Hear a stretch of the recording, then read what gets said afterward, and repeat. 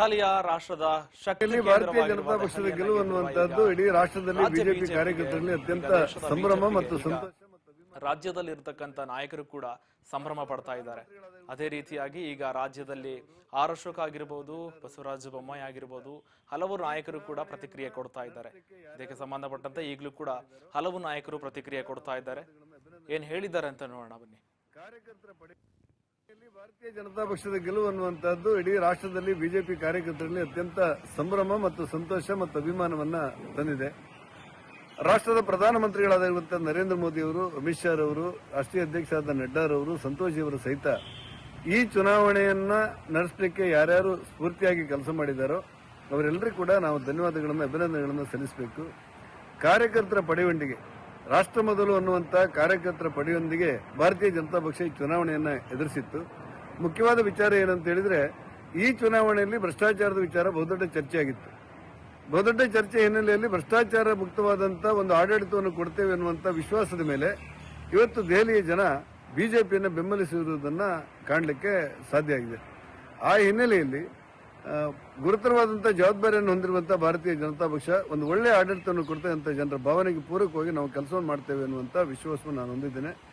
ಕುತೂಹಲ ಅಂತ ಹೇಳಿದ್ರೆ, ರಾಷ್ಟ್ರದಲ್ಲಿ ಒಂದು ರಾಷ್ಟ್ರೀಯ ಪಕ್ಷವಾಗಿರುವ ಮತ್ತು ಪಾರ್ಲಿಮೆಂಟಿನಲ್ಲಿ ಅಧಿಕೃತ ವಿರೋಧ ಪಕ್ಷವಾಗಿರುವಂತಹ ಕಾಂಗ್ರೆಸ್ ಅವರು ಒಂದು ಕಾಲದಲ್ಲಿ ಅಧಿಕಾರ ನಡೆಸುವಂತ ಕಾಂಗ್ರೆಸ್ ಇವತ್ತು ಶೂನ್ಯ ಸಂಪಾದನೆಗಳಿದೆ ಅನ್ನೋದು ಕೂಡ ಚರ್ಚಿಸಬೇಕಾದ ವಿಚಾರ ಅಂತ ನನಗನ್ಸುತ್ತೆ.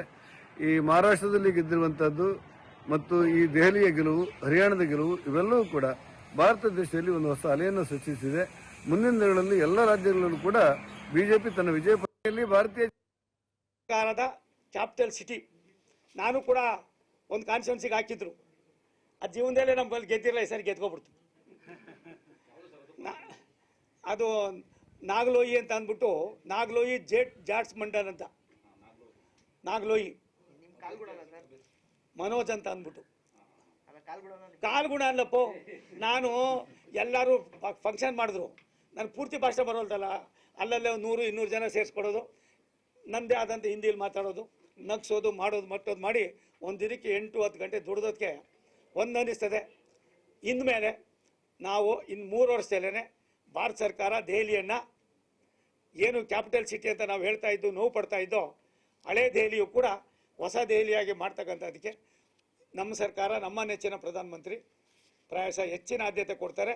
ನಾವು ಕೊಡುವ ಒಂದೊಂದು ಕೆಲಸಕ್ಕೂ ಕೂಡ ಸಾಮಾನ್ಯರಿಗೆ ತಲುಪ್ತಕ್ಕಂಥದ್ದಕ್ಕೂ ಕೂಡ ಸಾಧ್ಯ ಇರ್ತದೆ. 10 ವರ್ಷ ಯಾವ ಅಣ್ಣಾ ಹಜಾರೆ ಅವರ ಕನಸಿತ್ತು, ಆ ಕನಸನ್ನು ಅಣ್ಣಾ ಹಜಾರೆ ಹೆಸರು ಹೇಳ್ಕೊಂಡು ಹೋದಂಥ ಕೇಜ್ರಿವಾಲ್ರು ಜನ ಅರ್ಥ